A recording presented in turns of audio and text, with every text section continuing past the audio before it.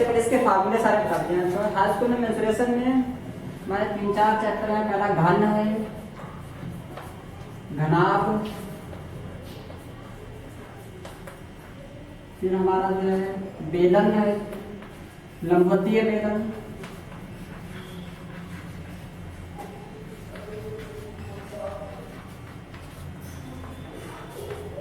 खोखला बेलन आता है,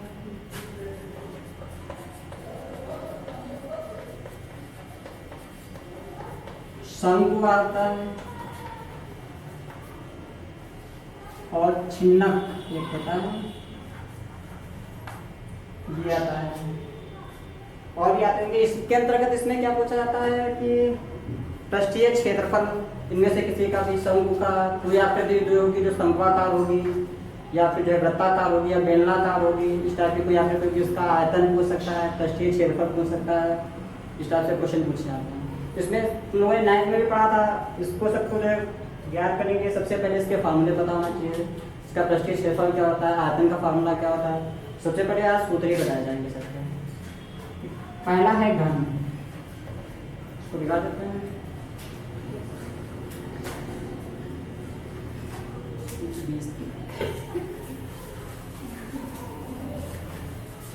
सबसे पहले घन, इसके लिए सबसे पहले लिखेंगे घन का ग्राफ बना दे रहे हैं। इसका ग्राफ जो होता है वो इस शेप का होता है।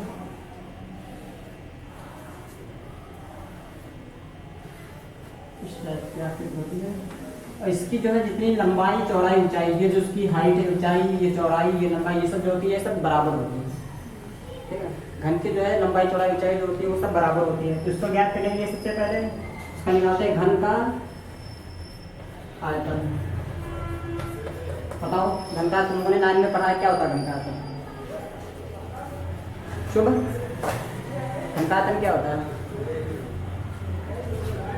घन का आयतन होता है भुजा क्यूब, भुजा की घात 3 घन इकाई ना। ये तो होता है, यानी कि कोई भी जो लंबाई चौड़ाई ऊंचाई कोई इनमें से कोई एक भी होगी, क्योंकि इसकी सभी जो है बराबर होती है। जितनी लंबाई होती है, जितनी चौड़ाई, जितनी ऊंचाई होती है। तो अगर कोई भी एक जो है माप दी हुई है तो उसका प्रयोग कर देंगे, उसका जो है हमारा आयतन निकल आएगा। फिर होता है घन का पृष्ठीय क्षेत्रफल। पृष्ठीय क्षेत्रफल मतलब जो होता है इसका बाहरी परत ना, जो क्षेत्रफल कितना होता है। जैसे कि कोई घनाकार आकृति है, लूडो का बादशाह है, उसको बाहर से ढकें, कोई कवर ढकना हो तो चारों साइड से उसको ढकेंगे, तो जो बाहर से कोई चीज़ उसमें भरी जाती है, अंदर उसके जब भरी जाए तो आयतन से हमारी निकलती है। उसके बाहर से अगर कोई कार्य करना हो तो हमारा वो पृष्ठीय क्षेत्रफल से आता है, वक्र पृष्ठ से आता है। तो घन को जो है घन का जो है पृष्ठीय क्षेत्रफल या वक्र पृष्ठ ज्ञात करना हो तो उसका फार्मूला क्या होता है पता है? 6 इंटू भुजा का स्क्वायर, ठीक है, वर्ग इकाई ये होता है अगर हमको जो है वक्र पृष्ठ निकालना हो। ठीक है, उसके बाद इसमें एक चीज और आता है घन का पार्श्व पृष्ठीय क्षेत्रफल। इसके बारे में मेरे को बताया गया था 9th में कि पार्श्व क्या मतलब होता है। पार्श्व होता है ऐसा भाग जो दिखाई दे ना। पार्श्व तो वही तो होता है जो भाग दिखाई दे। तो इसमें कोई देखो तुम्हारे ये साथ है, ये घन बना हुआ है, इसमें तुमको कितने भाग इसके दिख रहे हैं बताओ? 4 भाग दिखते हैं। 2 भाग, एक सबसे नीचे का जो है वो नहीं दिखेगा, एक सबसे पीछे का है वो नहीं दिखेगा ना। तो 6 भाग होते हैं, 6 फलक होते हैं, उनमें से 4 दिखते हैं और 2 नहीं दिखते हैं। तो अगर हमको पार्श्व वाला देखना है तो जाहिर सी बात है 4 दिखाई देंगे। तो उसका फार्मूला होता है 4 इंटू 1 भाग। 1 भाग का क्या होता है? 1 भाग का क्षेत्रफल। तो जो इसका एक प्रत्येक भाग होता है वो कैसा होता है? वर्गाकार होता है ना। सारे वर्गाकार तो होते हैं ना। तो वर्ग का क्षेत्रफल क्या होता है? भुजा स्क्वायर। तो 4 लिखते हैं, 4 इंटू और जो 1 का होता है भुजा स्क्वायर, इसीलिए 4 इंटू भुजा का स्क्वायर।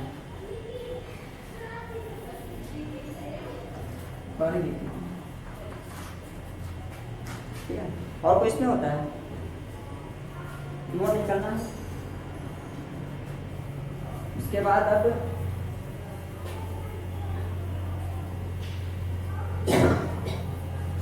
घन के बाद आता है घनाभ।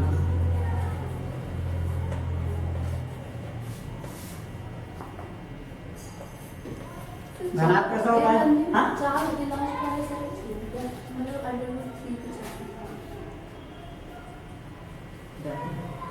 घनाभ घनाभ कैसा होता है?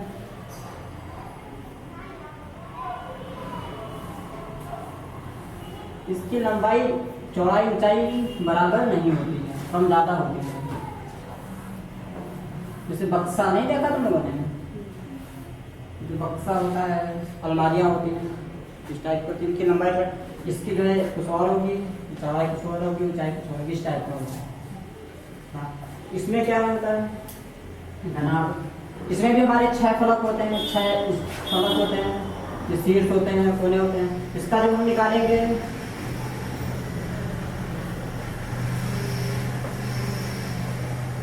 घनाभ साक्ष्य जो है आयतन,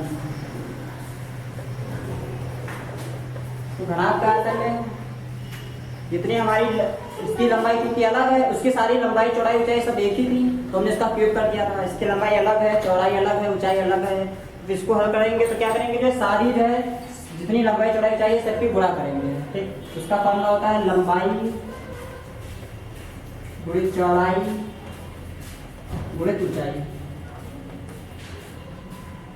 फिर कहे घनाभ का पृष्ठीय क्षेत्रफल।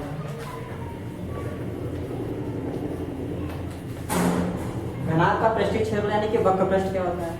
अब इसका वक्र पृष्ठ निकालेंगे तो उसका सूत्र होता है हमारा 2 के ब्रैकेट में लंबाई इंटू चौड़ाई प्लस आगे बताओ ना, चौड़ाई इंटू ऊंचाई, सबकी गुणा करते जाते हैं। पहले लंबाई चौड़ाई की गुणा करी, फिर प्लस लगा के चौड़ाई इंटू ऊंचाई, फिर प्लस, फिर ऊंचाई इंटू लंबाई।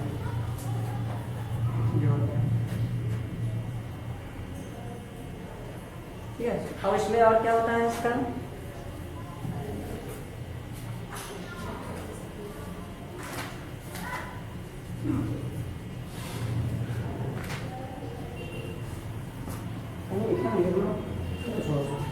घनाभ हो गया, उसके बाद में स्कॉर होता है, पता नहीं क्या था। हाँ, पीछे लिखा है। इसके बाद है हमारा सब्जेक्ट क्या है? बेलन। बेलन की आकृति कैसी होती है? सिलेंडर टाइप की ना।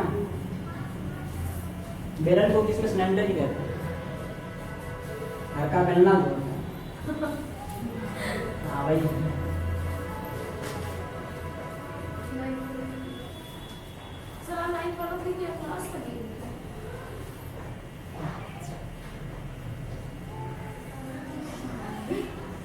ऊपर वाला सुन रहा है ये बेलन, इसको बोलते हैं लंबवर्तीय बेलन।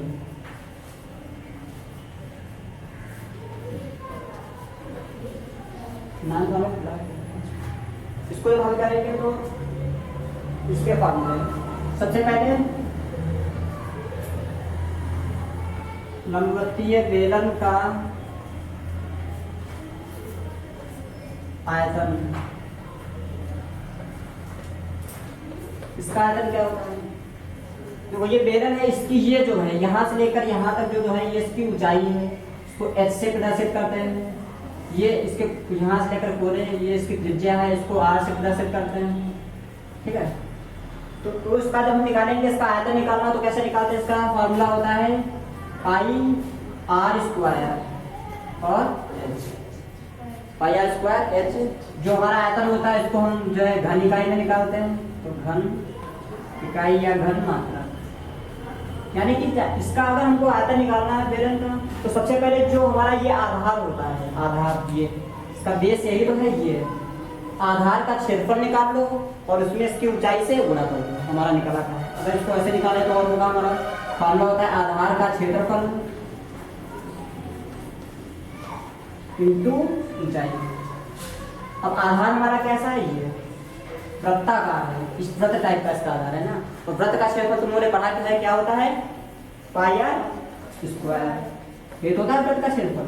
और इसमें जो इसकी ऊंचाई है, इससे गुणा कर ऊंचाई इसमें क्या है h, वही हमारा बन जाता है पाई आर स्क्वायर ये होता है।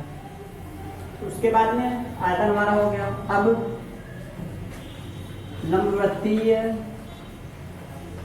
बेलन का पृष्ठीय क्षेत्रफल, पृष्ठीय क्षेत्रफल मतलब वक्र पृष्ठ। इसको निकालने तो कैसे होता है, इसका ये जो आधार है, आधार की परिधि, ये जो हमारा वृत्त है, वृत्ताकार आधार है, इसकी परिधि जो है ये परिधि इंटू इसकी ऊंचाई ये होता है। अब तुम लोगों ने जो है ये भी पढ़ा होगा, इसको लिख लो जो है बेलन के आधार की परिधि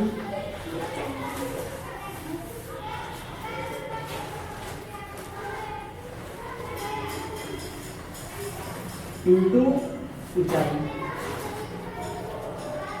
बेलन का आधार कैसा है, वृत्ताकार है, और वृत्त की परिधि का फार्मूला क्या होता है, वृत्त की परिधि बोलो 2 पाई आर ना। तो इसके जो है आधार की परिधि हो गई 2 पाई आर और ऊंचाई क्या है h। इसका फार्मूला हो जाता है 2 पाई आर h।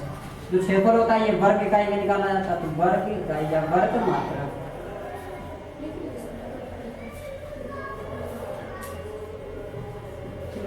ये हो गया पृष्ठीय क्षेत्रफल। अब जो है बेलन का ये वक्र पृष्ठ हो गया, होता है संपूर्ण पृष्ठ बेलन का।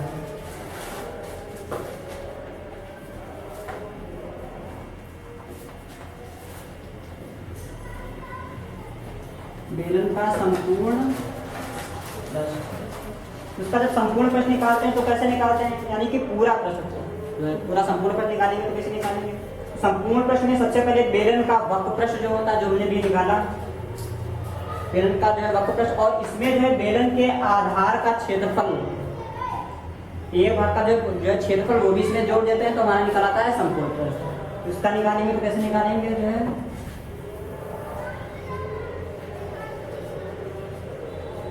बेलन का वक्र पृष्ठ इंटू बेलन के आधार का क्षेत्रफल। अब बेलन का वक्र पृष्ठ का क्या फार्मूला होता है, बेलन का वक्र पृष्ठ क्या होता है बताओ। अभी हमने पढ़ा है 2 पाई आर एच ना, तो इसका जो है वक्र पृष्ठ को लिखा कर लिखेंगे 2 पाई आर एच इंटू बेलन का आधार। अभी हमने बताया बेलन का आधार ये कैसा होता है, वृत्ताकार होता है, और वृत्त का जो है क्षेत्रफल क्या होता है, pi r square, pi r square. इसमें हमको कॉमन क्या मिल रहा है, दो देखो इसमें जो होता है 2 इंटू, सॉरी थोड़ा गलत हो गया, ये प्लस होता है, प्लस होता है, और इसमें 2 इंटू, क्योंकि इसमें दो होते हैं, एक इधर तरफ जो है ना, ये भी बेलन का आधार इधर है, ऊपर के दो वृत्त होते हैं ना, दो जो है वृत्त का क्षेत्र निकाला जाएगा।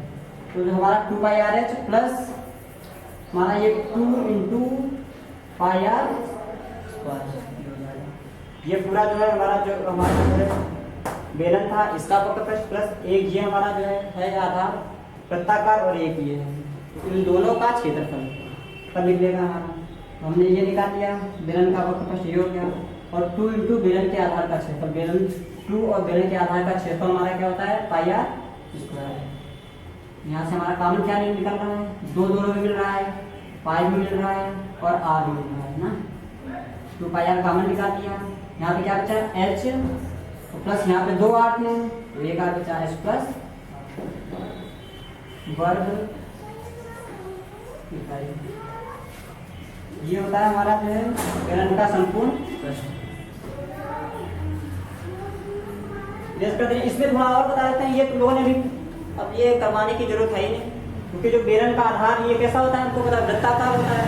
तो अगर पूछे तो लोगों से बेलन के आधार का क्षेत्रफल, तो किस फॉर्मूले से निकालोगे, बेलन का आधार कैसा है, वृत्ताकार, और वृत्त के आधार वृत्त का क्षेत्रफल क्या होता है, पाई आर स्क्वायर। तो जो है हमारा बेलन के आधार का क्षेत्रफल क्या होता है, पाई आर स्क्वायर। और पूछ दे बेलन के आधार की परिधि क्या है, तो बेलन का आधार कैसा है, वृत्ताकार है, और वृत्त की परिधि का फार्मूला क्या होता है, 2 पाई आर। तो जो है हमारा बेलन के आधार की परिधि क्या हो जाएगी, 2 पाई आर। तो अगर दी हो, ज्यादातर जो है पूछी नहीं जाती है, दी हुई होती है।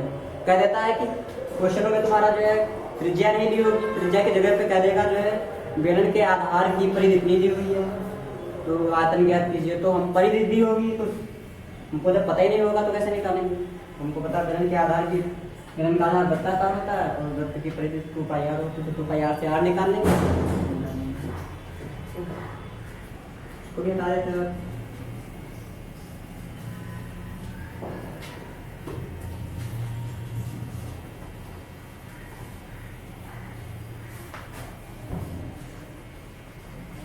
इसके बाद हमारा है शंख। शंख जोकर की टोपी, शंखवाकार ना, आइसक्रीम की कोन जो होती है वो आकार।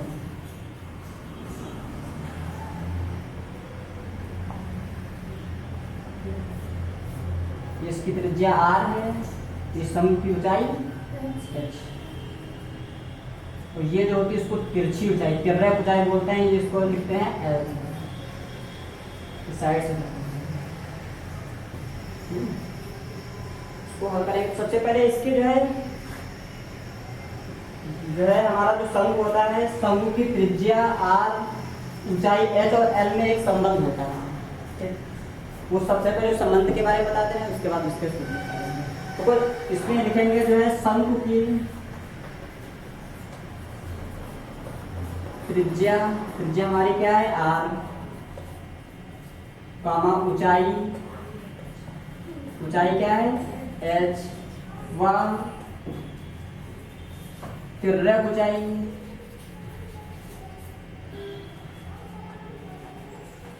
तिर्यक ऊंचाई, तिर्यक ऊंचाई को किससे हम सिंबल करें L में संबंध।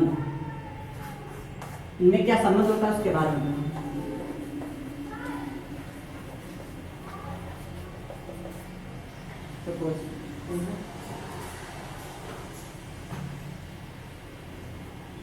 तुम लोग देखो, इसको थोड़ी देर के लिए हम इसको एक साइड इसकी छिपा दे रहे हैं, हाँ छिपा दे। तो उसमें देखो तो हमारी आकृति किस टाइप की बनेगी, लगभग ये समकोण त्रिभुज टाइप की आकृति बनेगी। इस साइड की थोड़ी देर के लिए इसको छिपा दें ना, समकोण।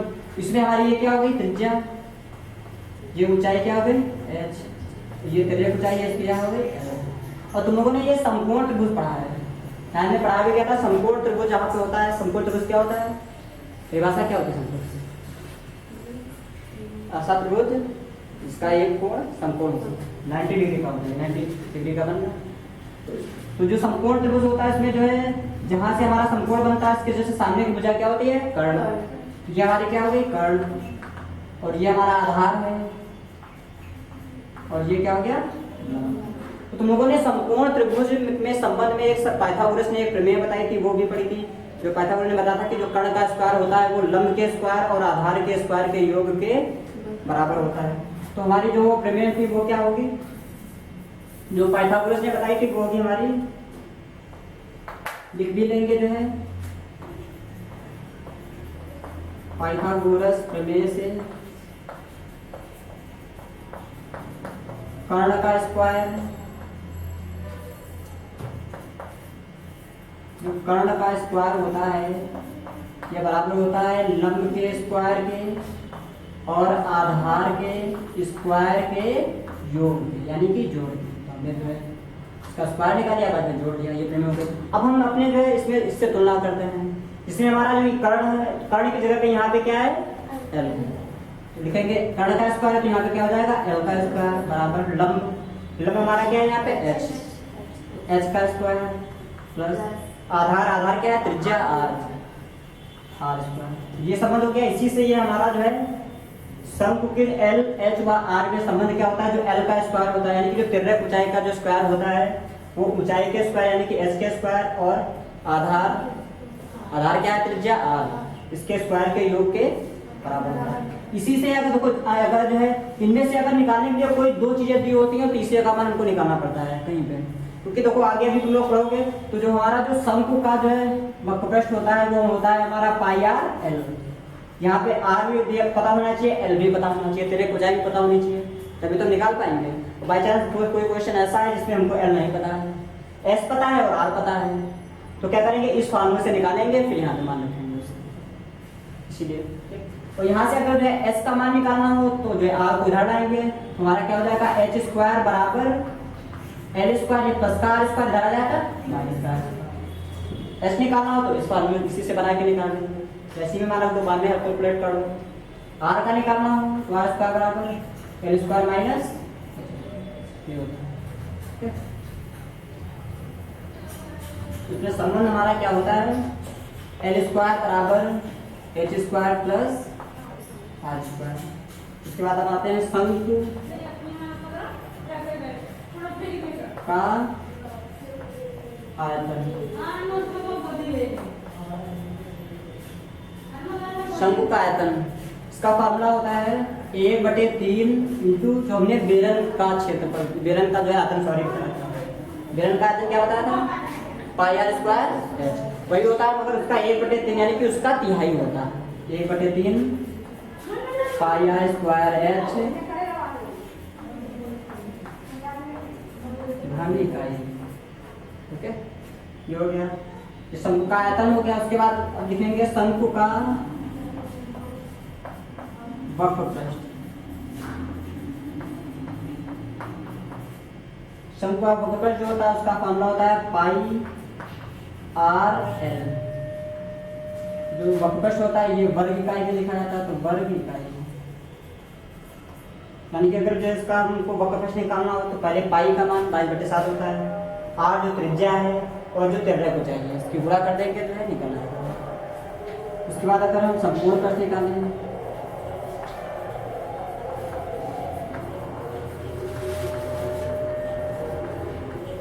शंकु का संपूर्ण प्रश्न क्या होता है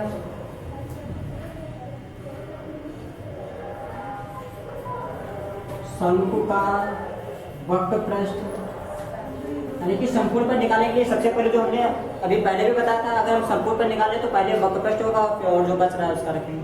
तो इसमें पहले हमने इसका वक्रपृष्ठ निकाल लिया, उसके बाद अब बचा क्या हमारा वहाँ पे तो हमारे जो बेलन में 2 होते थे आधार, यहाँ पे एक ही है तो इसमें एक ही रखा जाएगा इंटू शंकु के आधार का क्षेत्रफल। तो शंकु का वक्रपृष्ठ अभी निकाला है pi R L plus sorry गलत हो गया। अब हमको शंकु के आधार का शंकु का आधार फिर ये देखो कैसा है, कैसा जैसे बेलन का आधार का था वैसे तो ये शंकु का आधार, तो बेलन के आधार कैसा था वृत्ताकार था, ये भी क्या है वृत्ताकार, तो इसका जो उसका क्षेत्रफल होगा वही इसका क्षेत्रफल होगा। ठीक है, इसका भी क्या हो जाएगा शंकु के आधार का क्षेत्रफल भी क्या हो जाएगा पाई आर और करेंगे पाई पाई पाई आर कॉमन मिल रहा है, पाई आर कॉमन निकालेंगे यहाँ जाएगा एल बस यहाँ 2 आते हैं, एक आर कॉमन निकालिए एक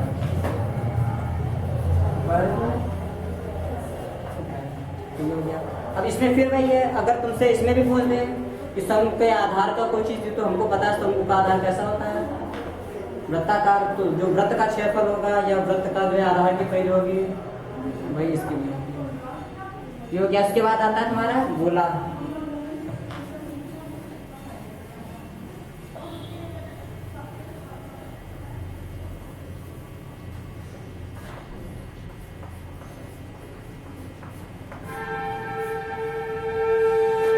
गोले में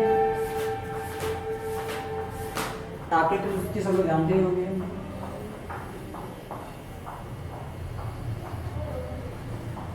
ये होता ना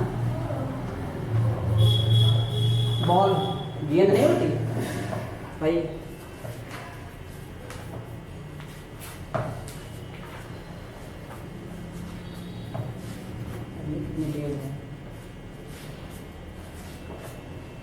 आइयो लाइट भी लेकर चली गई।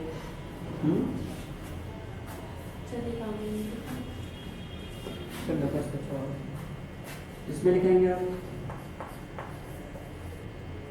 वो गोले का ये क्या है केंद्र ना, इससे 6 सफेद तक की दूरी त्रिज्या आर होती है ना, त्रिज्या आर बाई ये जो होती है इसकी परिधि है, ये त्रिज्या तो इसका निकाला जाए तो गोले का आयतन, इसका आयतन निकालना हो तो फॉर्मूला होता है 4/3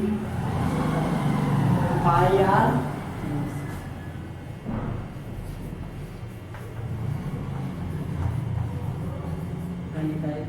ठीक। आयतन हो गया, इसका वक्रपृष्ठ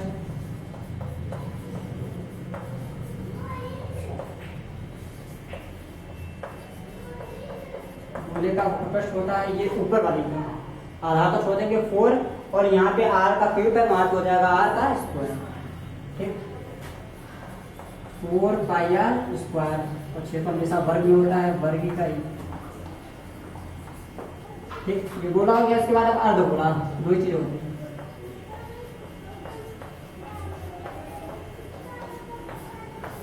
अर्धगोला मतलब इसका आधा कर दिया,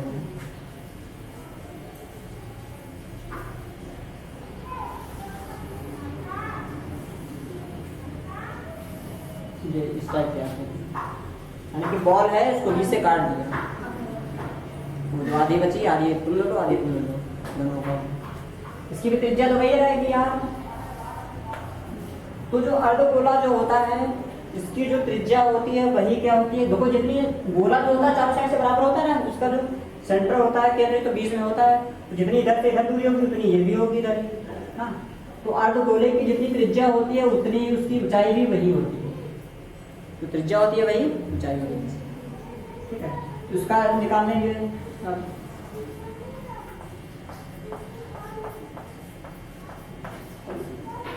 अर्धगोले का आयतन बराबर, इसका फार्मूला होता है यहाँ पे 4/3 होता है, यहाँ पे क्योंकि आधा हो गया तो 4 का आधा 2/3 पाई आर क्यूब, ध्यान मिलता है। उसके बाद अगर जो है वक्रपृष्ठ निकालें,